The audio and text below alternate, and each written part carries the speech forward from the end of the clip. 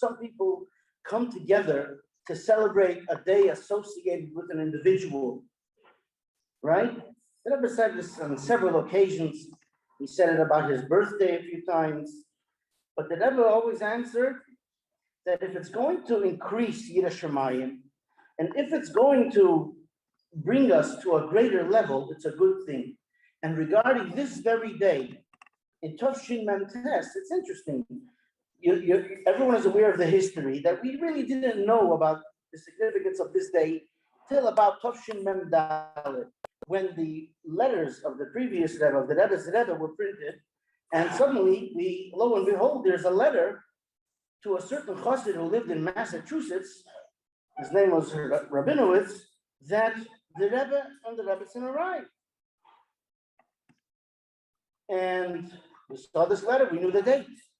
And in Chof Ches Sivan was the first time that Chassidim really Farbrengen. There was a small Farbrengen in the Cheder Sheni. The Cheder Sheni, for those who are familiar with 770, is like the annex. It's like there's the Zal upstairs, there's the shul upstairs. That's all that it used to be. Then there's a little room on the side, an auxiliary room. That's where the Farbrengen was. But in Chof Ches Sivan, as is well known, famously, the Chassidim got together, made a Farbrengen, they gave mashke, and the Rebbe spoke the Shabbos before Chof Ches Sivan, a famous sicha, which we'll try to share some of the points here. And the Rebbe spoke about how Hafatzas Hamayonis, we'll get to all that in a moment. But after that sicha, Rabbi Meir Harlech, who was a little, he wasn't sure he was going to do it, he actually got up and he went to ask the Rebbe. They had brought a bottle of mashke beforehand. The Rebbe gave him a bottle of mashke, and he said, "Now there's going to be a Farbrengen to commemorate the anniversary of the arrival of the Rebbe in America." And the Rebbe corrected him, or shall I not use the word correction? But the Rebbe added, and the Rebbetzin, Ish Ubeisai, the establishment, the home of what the Rebbe stands for, and that is so significant. The whole household of what the Rebbe is arrived on that day. The Rebbe spoke about it that year. In Chof Ches Sivan, 3 years later, the Rebbe spoke also on the Shabbos before, the Shabbos after. We'll relate to some of this. But one of the expressions that the Rebbe used when he was speaking about why is it important to Farbrengen on this day, he says, and in the past 3 years, we have reached the point of it being the Shaloisha Shnei Chazaka. We know that something gets a strong way of being established when it's done 3 times. So for 3 years in a row now, we've been Farbrengen about this, the Rebbe said. And therefore we see that this is already significant. Okay. This year it's 80 years. It's 80 years, being Big Buddha, Shmoinim Shana ben Shmoinim Mikvura. And I believe it was Rabbi Mendy who mentioned that Moshe Rabbeinu was 80 years old when he came to redeem the Jewish people from Egypt. 80 is very significant. And the 80th anniversary of the Rebbe's arrival is then the 50th anniversary, which we are also focusing on, which was 30 years ago. And the Lineder, I would like to also focus on the 30th anniversary, which was 50 years ago. And I haven't seen it yet been focused on. So the Lineder will try to look at that too. We are in the Chodesh Sivan, the Rebbe said. It's Yarchet Lisoi. It is the 3rd month. We are a people that is associated with 3s. Everything is in 3. That's where you know where they got it from, the people who they named the city for. The 3, right? Orient Lisoi, and the Eberster, the Yidden, and the Torah are the bond of the 3. Torah, Avodah, Gemilas, Chasadim, everything is the 3. So Sivan is the 3rd month. And in this month, we have this day. It's also always right before Chodesh Tammuz. And on several of the occasions when the Rebbe spoke, he said something very phenomenal, and it connects also to this day. All the years we always looked at the fourth month, which is Tammuz, as a very sad month.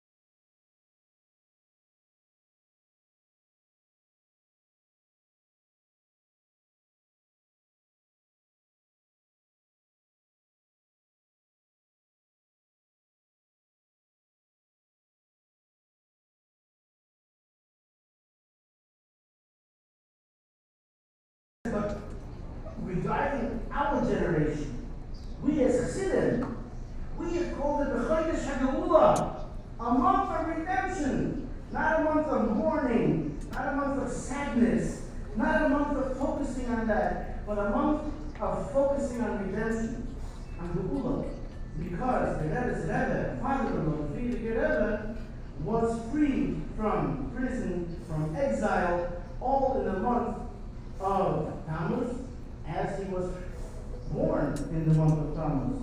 His own little personal redemption. Well, I don't know how that can be considered redemption. Things were going good, it was there already. I don't know how this all works, but that's beyond my pay grade. In the very same Farbrengen that we watched earlier, where the Rebbe spoke of the Messiah self-sacrifice of his Rebbe, the Friedrich Rebbe, in that Farbrengen, the Rebbe said that each and every year that increases, that goes by, it's stronger. The Rebbe himself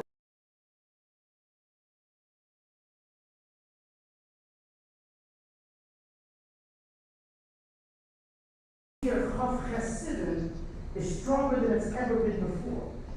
This is a phenomenal thing. It could be a tough thing for us to see. How can we look at this? How can we bring this into our lives? And the Rebbe said many times that when God created the world, He created time, space, and the Bahir, the chosen one of the creation, the human being. We call that otherwise Olam Shona Nefesh, space, time, humanity. And everything in the world is associated with this. We live in the realm of time and space, and it is our task to elevate this world, to elevate humanity. And God gave us this task with a developing world, because when He created the world, like we say in Kiddush every Friday night, Asher Bora Elikim La'asais, like Rashi says in Sake, He gave us the world to make and to better, and like some of our friends like to call this Tikkun Olam. I don't know if you have that issue over here. Where I come from, we have to put up with that sometimes. The Tikkun Olam. Make sure that cats have food. Things like that. Okay. Anyway, it is a matter, one of the mitzvahs. The Rebbe actually once spoke about the fact that, maybe more than once, that the smartest people in the world who committed the greatest atrocity to the Jewish people in the last generation, they had these laws against animal cruelty. That was very important, but I digress. Let's go back to Chof Ches Sivan. So this world is developed, and we went through a history, and we had our first base of English, right? This is not a history lesson, so we can put that in. Second base of English, Golos, Brooms, and then we had the Baal Shem Tov. And the Baal Shem Tov established the Hasidic movement, Chassidus. And then the Alter Rebbe made Chassidus Chabad. And we all know the story, but it's important just to review it for a moment. Mentioned hundreds of times by the Rebbe, if not 1,000. I didn't count. If somebody wants to, they should count, and they won't see all of them anyway. The Baal Shem Tov on Rosh Hashanah went for a trip, a journey. His soul went on high. How this is done is also beyond our pay grade. It was such a good trip that Baal Shem Tov writes in the letter. He says, I actually thought that I was already there. He says, I thought that my soul already left this world. He thought he had already come to the Olam, the next world. That's what he writes in the letter. The same famous letter. And he says, it was interesting there, and I'm looking around, I'm going to see. I don't think it was like they ever said in the Sikha, like about the Rebbe that it belonged to. He was looking around to find who that minister's office was. I didn't see how he said that in Portuguese, he belonged to. Anyway, he says he was looking around until he came to the Heichel of Mashiach, the chamber of Mashiach. He said, oh, it's to meet you, Mashiach. Nice to see how things going. Can you tell me, please, when you're planning on coming to this here, to the physical world out there, in the Maasiyah? He says, yeah, sure, certainly, Baal Shem Tov. And he quotes a pasuk. The pasuk is said by Reb Shlomo HaMelech. And the pasuk is L'chashiyafutzu mayonasecha chutza. When your wellsprings will be spread.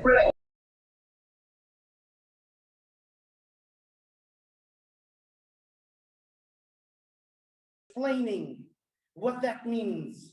One of those occasions is that Farbrengen in Chof Ches Sivan in 1986 that we mentioned briefly earlier. And it's in that kuntris that you saw that the Rebbe distributed. Actually, I was a little earlier by Minchen Maidev. My friend from Yeshiva, Rabbi Ashkenazi, had it for show and tell. He showed the kuntris there. Very nicely, the Rebbe gave. I actually happen to have had the schus to be part of the guys who put it together. And what a shock, what a surprise. We were a group of Bachrim just wanting to, bring about an awareness and a koch. For the translator, that means we hispashu, like the David Aston used to say. We hispashu, a koch. To focus, to be involved in this day. And the Rebbe allowed it to be printed, but no one imagined that the Rebbe would give it out. And there's something so important in that kuntris, so phenomenal, that is the message. And we'll talk about that after. Let's first talk about one of the sikhs that is in there. And I saw on several of the quote unquote WhatsApp Farbrengens discussions about that sikha from Chof Ches Sivan. Did the Rebbe edit it? Actually, it was given in. The Rebbe saw all of the material, but he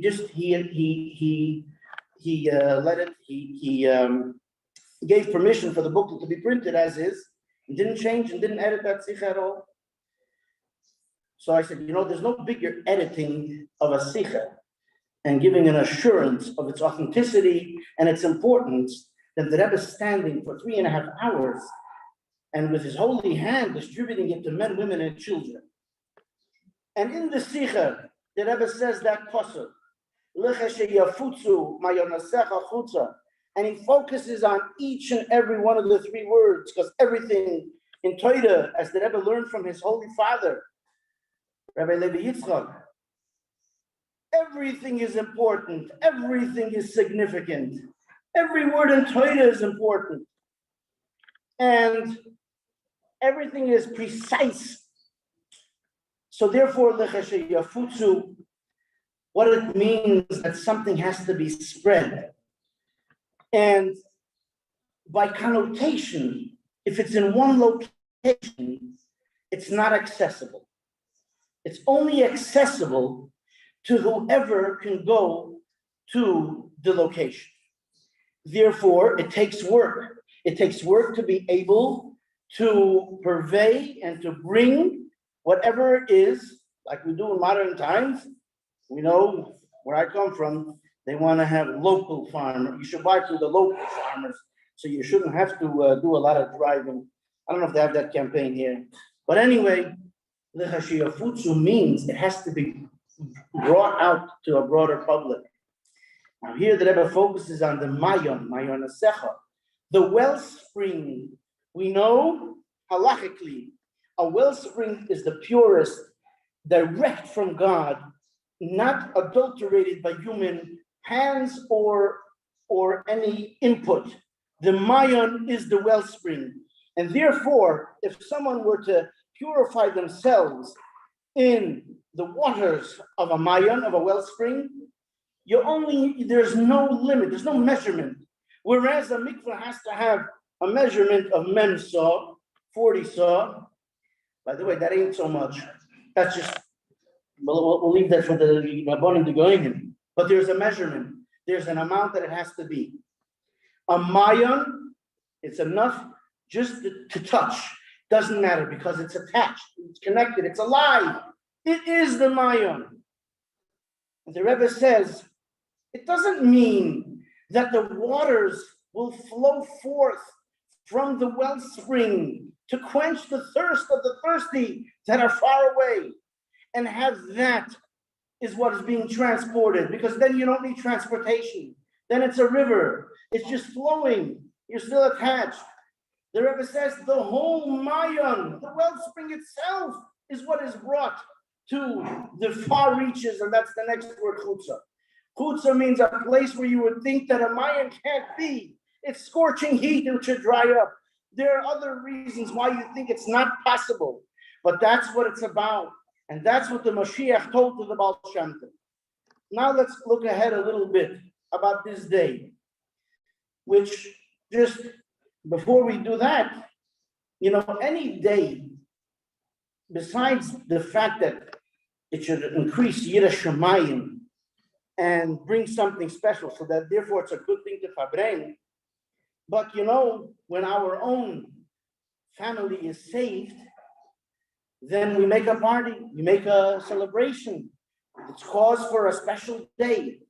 And like it says in today's Rambam, everything's by divine providence. Rambam is one of the only things that the Rebbe, if not the only thing, that the Rebbe gave a quantified instruction to do every single day.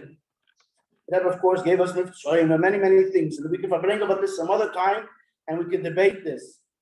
But possibly the only takuna that the Rebbe instituted is the learning of the Rambam every single day, whether it's 3 prakim or 1 perek or the Sefer HaMitzvos.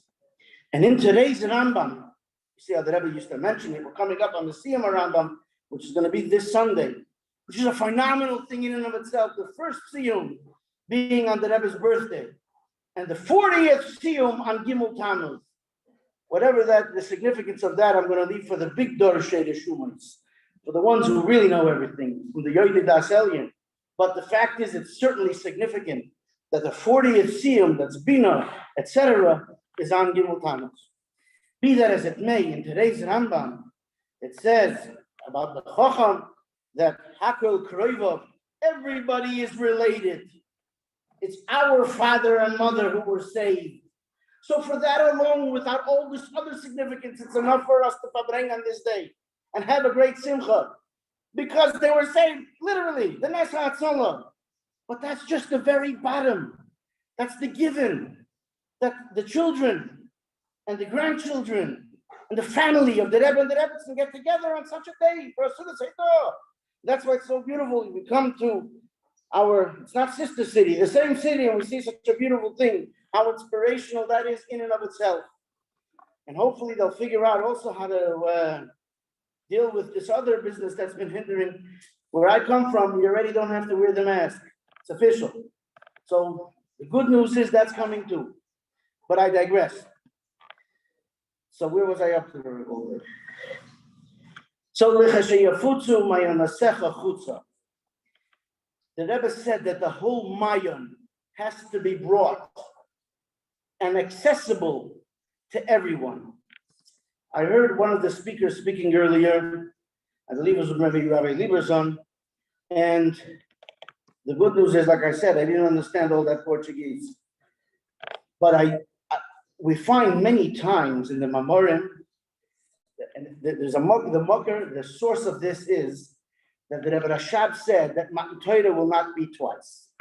Even when Mashiach comes, and we're going to have the fulfillment of the prophecy and promise of Torah Chadosha Me'iti Teitze, that we'll have Torah in a new format, in a stronger way, in a way that we've never had it before. It's not going to be the revelation of Torah that's been there, done that. It'll never have to happen again. It could never happen again, because that was such a great revelation. There will be other revelations in a different degree, and we don't understand exactly what that means. But the Rebbe spoke about this many times. It's in many maamarim. We'll get to the maamarim soon.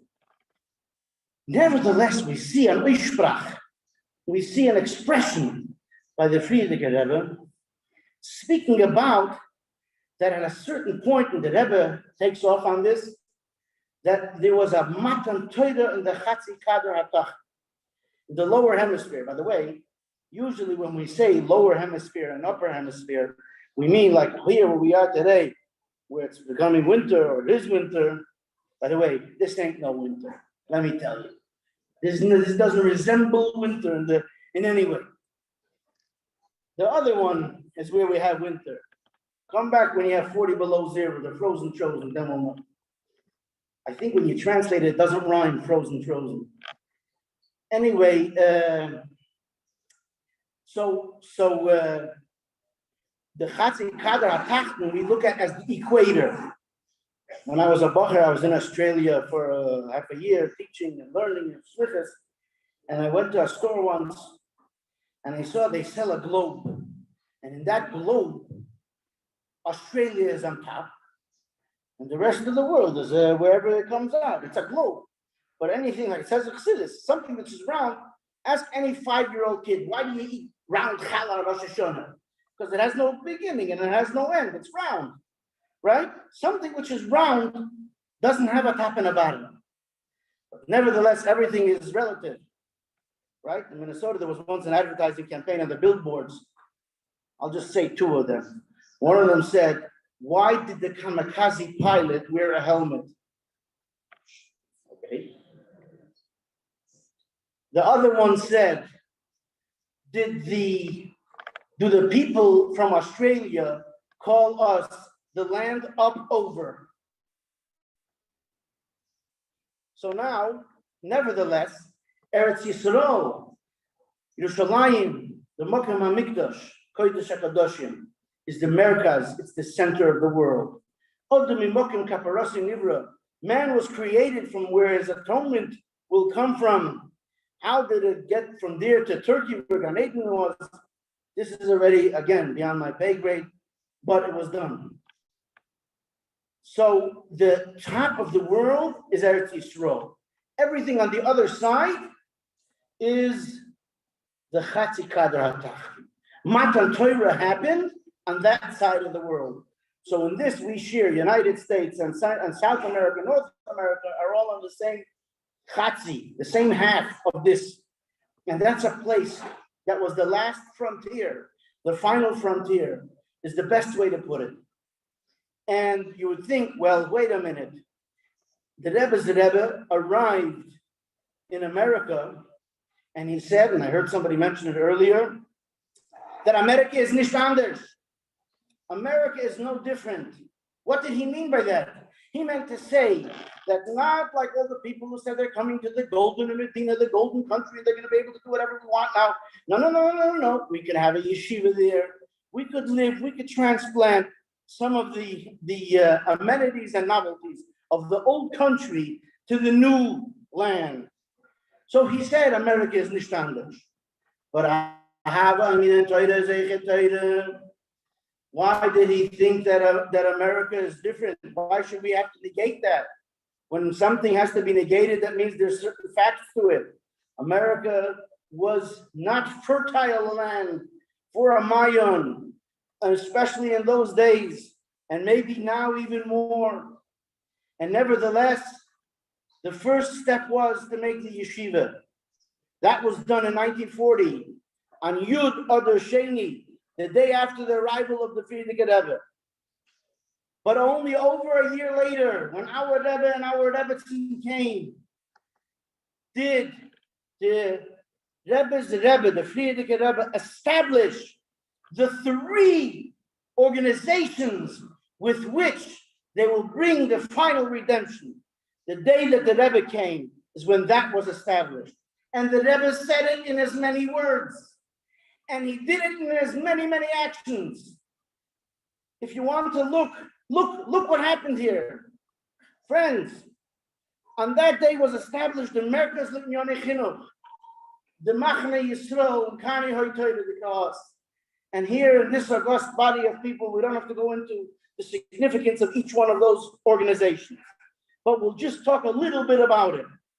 The Merkez L'Inyonei Chinuch, the central organization for matters of education, the educational arm of the Lubavitch movement, as the Rebbe called it, was established.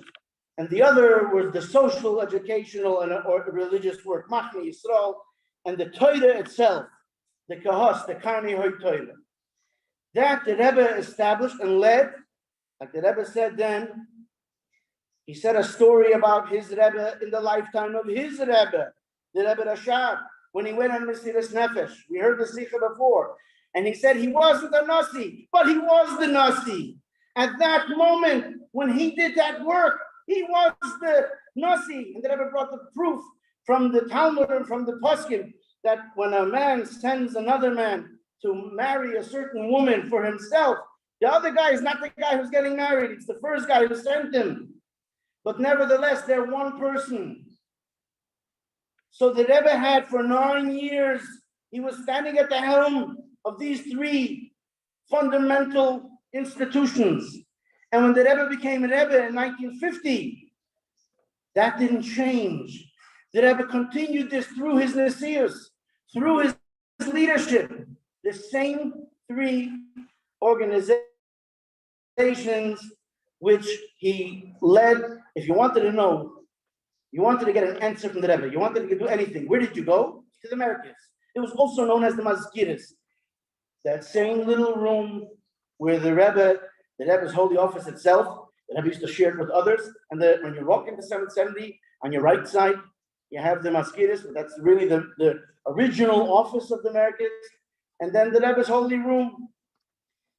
And with these tools, the Rebbe then set up slowly but surely, in an ever-growing fashion, the imbuing of this world with the Torah, with the mechanism of bringing about the true full redemption through Moshiach Tzidkenu.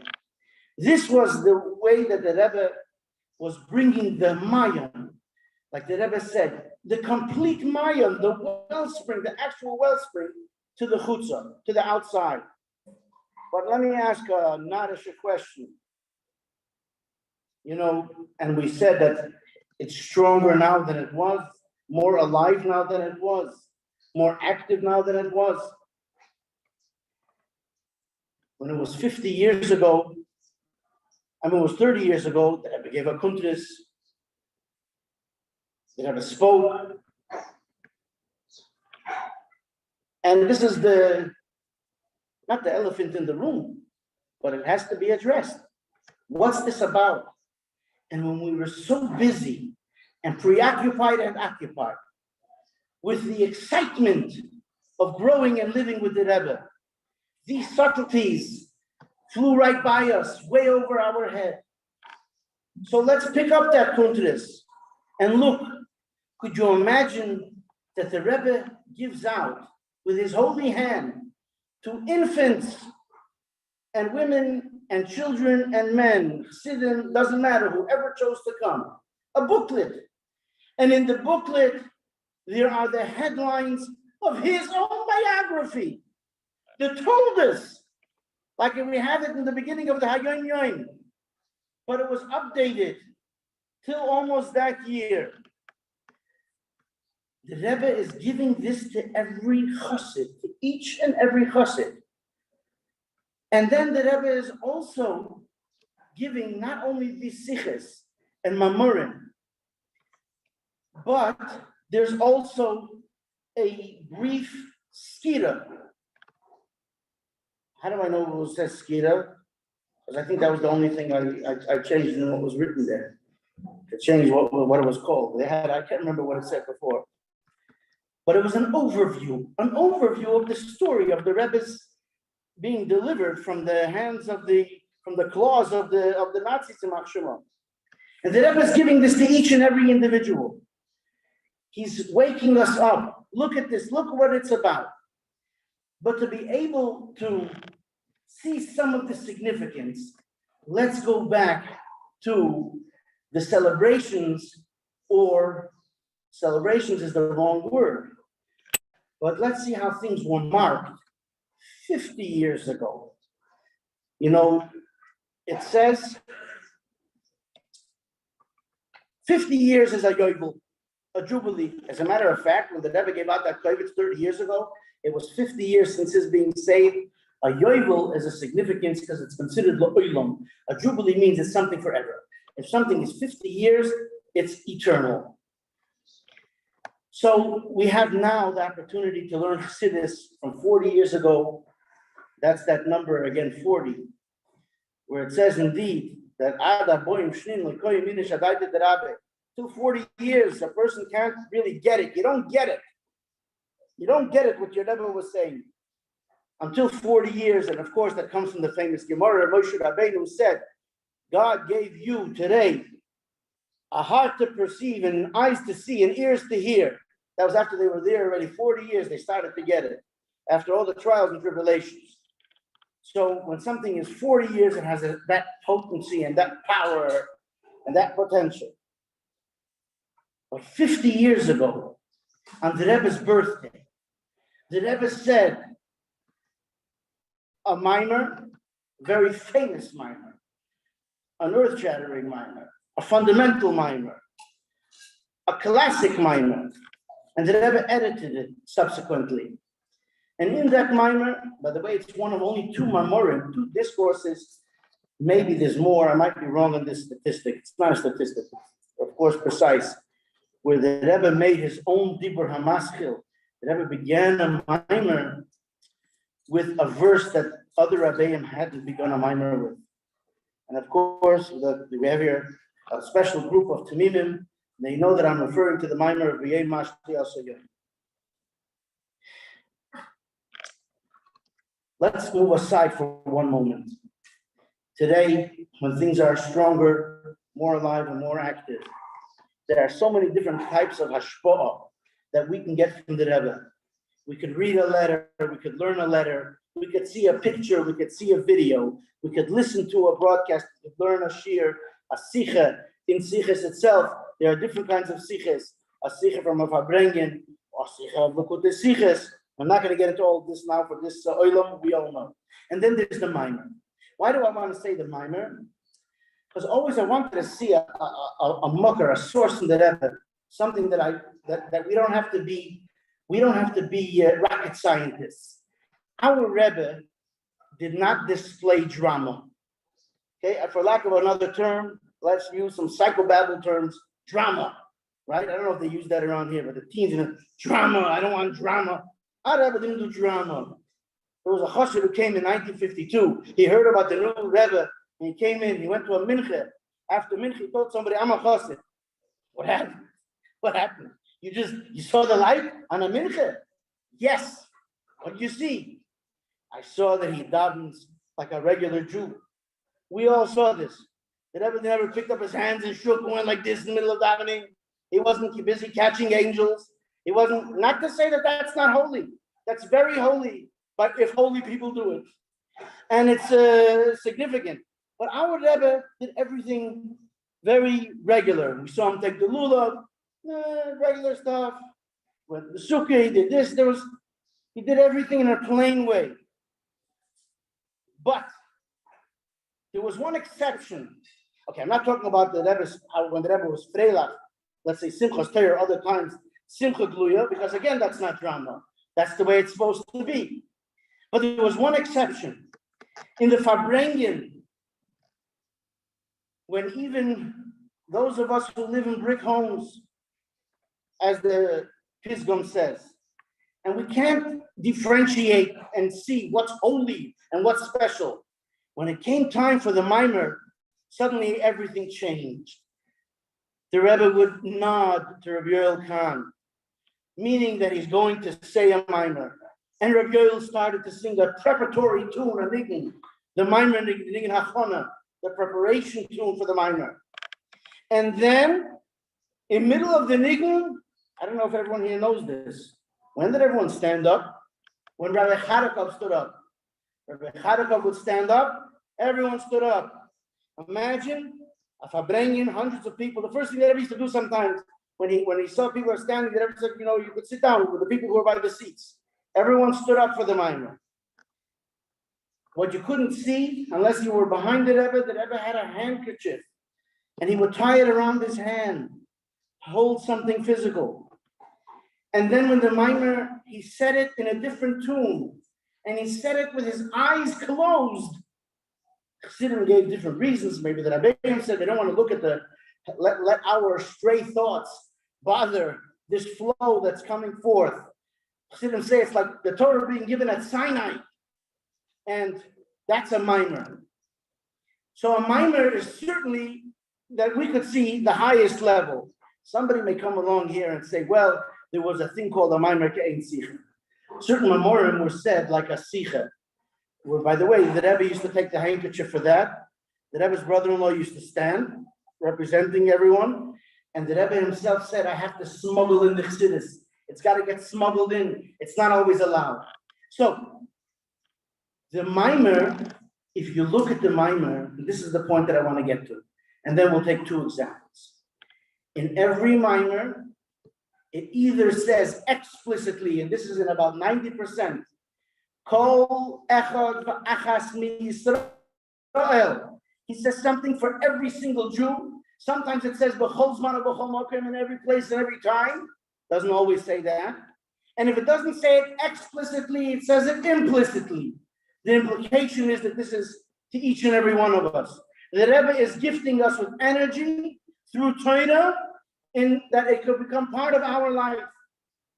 And if you learn a maamar of the Rebbe and you focus, you look at it this way, not only what's the kasha and what's the answer, what does the Rebbe want and what's he explaining, but look at just what he's saying to you in your life, in your hardship.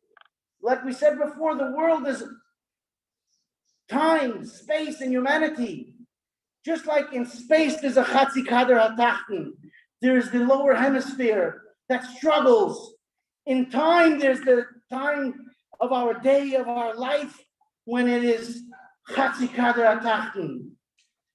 And so we have it in space, we have it in time, and we have it in ourselves. And that has to be imbued with the mayan. And let the Rebbe help. So how are you going to do that? You can't go run and get a kuntres on Chof Ches Sivan today. So for that, we have to go back to the maamar Yosef. In that maamar, the Rebbe says he quotes a famous medrash. It's a long maamar, so we're going to cut to the chase. We're just going to talk about the beginning and the end. And then we'll finish off with what was 50 years ago. And then we'll start the Farbrengen. So, in that maamar, the Rebbe says the medrash says that the people were going on a trip and they were coming to the place where the king was, and this guy says, I want to go see this minister or this ministerium. I want to check out this and this part of the kingdom. And this one says, oh, but this is where the real action is, where the financial thing is. And this is, I want to see the transportation minister because I have issues. The bridges in my town are lousy. Right? And this one says, I want to see this and I want to see that. Then there was Pikech Echad, one smart guy. He says, no. I just want to go see the king. I want to see the king. I want the king. And the Rebbe explains it in many different levels.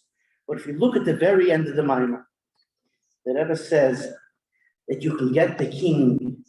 We can have a fusion with the king himself through the Torah and through the hashpah. We have to work to get to this level. And this is the time, this is the chatzi kader hatachten in time. At that time, we were in chatzi kader ha'elyon 30 years ago, and 40 years ago, and 50 years ago. But now we're at the part in our lives where we may think we're in chatzi kader hatachten. We're in the lower hemisphere. We don't see all these giluyim. What the Rebbe says, giluyim, the revelations are chopped liver. That's a paraphrase. He says the etzem, the essence of the Torah is what you can have. All you have to do is want to take it.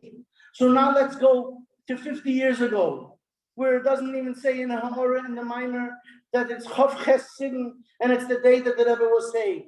But the Rebbe says a maamar, Shalach lecha anoshim v'yasura seretz Canaan, this past Shabbos, the Shabbos that blessed this day. And in the maamar, the Rebbe brings the Medrash. And the Medrash says, this word, v'yasuru, is a very interesting word for spying out. Usually we say the word meraglim. They're even called the meraglim, right? They're called meraglim in other places. A spy is called a meragel. What's the v'yasuru? And there's two different midrashim, and the Rebbe comes up with the v'yasuru come from three different types of words. It means to check it out and identify. It means that's like, and that's a little bit like the modern Hebrew term, tayaru, tourism, which actually the English word is like the Hebrew, v'yasuru, tour, right? V'yaturu, to go touring. But see what it is. And then, tiur, describe it, figure out what it is. And then, yisroin, something additional, something increases. And the Rebbe goes in to say that the Torah is increased through diligence, although it may not have been easy. It says in the Gemara that Rabbi Yochanan was crying when Reish Lakish died, because Reish Lakish used to ask him so many questions, and he was a Talmud HaMachnimas Rabbi. He was a student that made the teachings of the teacher smarter, like something of light that comes when there's darkness. The Rebbe gives many examples. The Rebbe goes on to the rest of that Gemara, how they replaced, there was another Talmud, and everything that Rabbi Yochanan said, he said, I will find you a Braisa, another part of Talmud that proves your point. He says, that's what I need from you. He says, the Reish Lakish used to ask 24 questions on everything that I said. And that made it so much more strong. The Rebbe said, in every single day, we have the darkness first. We have and that has to be looked at. The Asuru identified it. And then we have the Torah. We are taught that first you have to daven. Then you have to learn. Then you go out into the world. This is in the schedule of your day. It's also how to approach a problem. And when you learn the Torah, you have to imbue yourself with the strength and the courage, and you could do it. And then you come into the land. And then you're able, so the Rebbe says, here's an interesting thing. On Mincha, on Yom Kippur, the holiest day of the year, in the temples that are led by the Apikurim, Rahman al-Islam, they find some very nice passage to learn something esoteric to read from the Torah. Because it's not nice on a day of Yom Kippur to read what the Chazal said to read on Yom Kippur. There's a lot of not nice stuff there about the relationships that you're not allowed to have. It's not a nice thing to talk about in Yom Kippur, right? Now, there's a reason that we read, and there's a reason Al Pi Nigla, and then from here you can see the reason Al Pi Chassidus.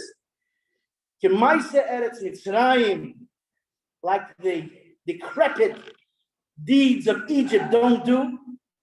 U'k'maise Eretz Canaan, the promised land, also was a very low down place, like our lower hemisphere. But that's our job, to go there and not do what they taught, but to imbue that with holiness.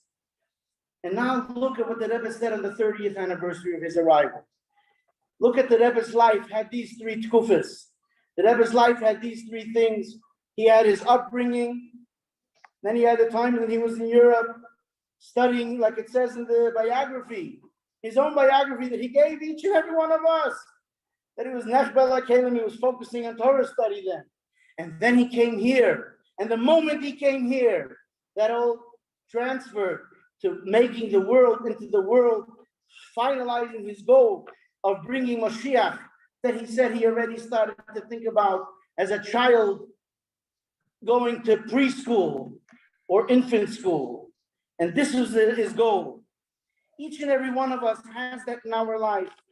And each and every one of us has the Chatzi Kader Atachtu in ourselves, in our family, in our community, in our country, in our world. And the Rebbe said, comes Chof Ches Sivan, it's koyach in this third month. Chof Ches, it's not just by mistake. And this gives us the strength that each and every one of us, you have to take it. You have to take your vitamins, but the vitamins are there. You have to take what it is.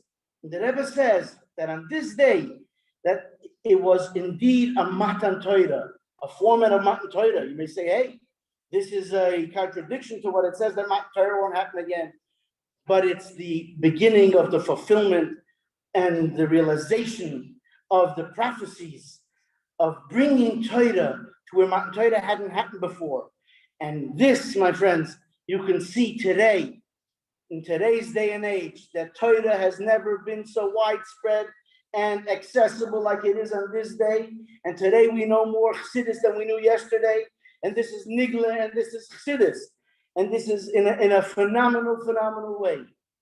And that's what 80 years means, that the Rebbe gave each and every one of us on the last Chof Ches Sivan that he was talking to us. He gave us this kuntres. And he said, instead of making a hefsek, an interruption like Rabbi Goldberg said, and we saw the video, let's make a continuation. There is no hefsek. The Rebbe said clear on that day that he gave the kuntres, we are going to continue this. That's what it's about. And then we'll be united with the Rebbe. Neshamas begufim, may it happen immediately. L'chaim.